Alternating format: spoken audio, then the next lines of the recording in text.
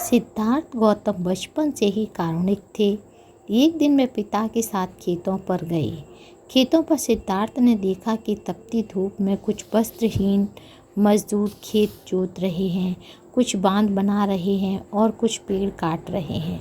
उन्होंने मित्रों से कहा कि क्या यह उचित है कि एक आदमी दूसरे आदमी का शोषण करे। मजदूर मेहनत करे और मालिक उसकी मजदूरी के फल में गुलछर्रे उड़ाए।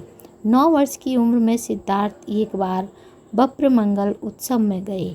वे खेत के पास लगे जम्बू यानी जामुन वृक्ष की छाया में पालथी मारकर बैठ गए और तने से पीठ और रीढ़ को सीधी रखकर आंखें बंद कर भी अपनी नाक से आते जाते स्वाभाविक श्वास को देखते देखते गहन ध्यान अवस्था में चले गए।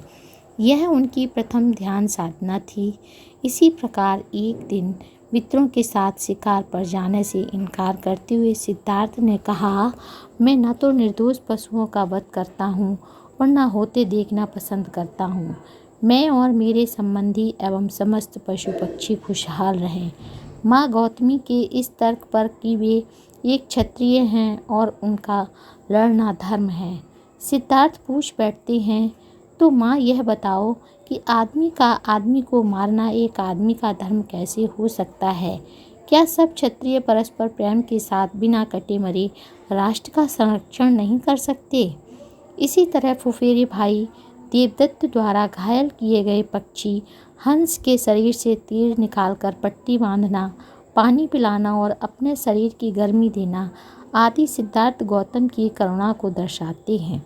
देवदत्त द्वारा घायल हंस को मांगने तथा सिद्धार्थ द्वारा मना करने पर मामला जब शुद्धोधन के न्यायालय में पहुंचा, तो सिद्धार्थ ने देवदत्त के दावे को खारिज करते हुए कहा कि जो किसी की रक्षा करता है वही उसका स्वामी होने का दावा कर सकता है।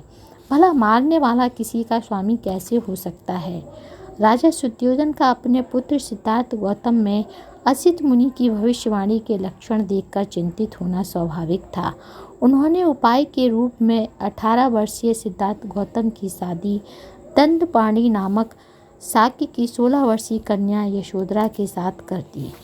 उन दिनों रक्त मिश्रण के दोष से बचने के लिए ममेरे और फुफेरे भाई बहनों में आपसी विवाह का प्रचलन था। कहा जाता है कि यशोधरा भी सिद्धार्थ की फुफेरी बहन थी। सिद्धार्थ की शादी के बारे में स्वयंवर का जिक्र है, लेकिन धर्माचार्यों ने उस स्वयंवर विधि को एक प्रतियोगिता बताया है जिसे सिद्धार्थ ने जीता था। लंबे वैवाहिक जीवन के बाद यशोधरा ने एक पुत्र को जन्म दिया। पुत्र का नाम राहुल रखा गया। साथियों, आपने इस कहानी को सुना। अगर आपको अच्छी लगी हो तो इसे लाइक, शेयर एंड कमेंट्स करिएगा तथा हमारे चैनल को सब्सक्राइब करिएगा और बेल आइकन पर क्लिक करिए ताकि आने वाली नोटिफिकेशन आपको मिलती रहे। धन्यवाद। नमस्कार।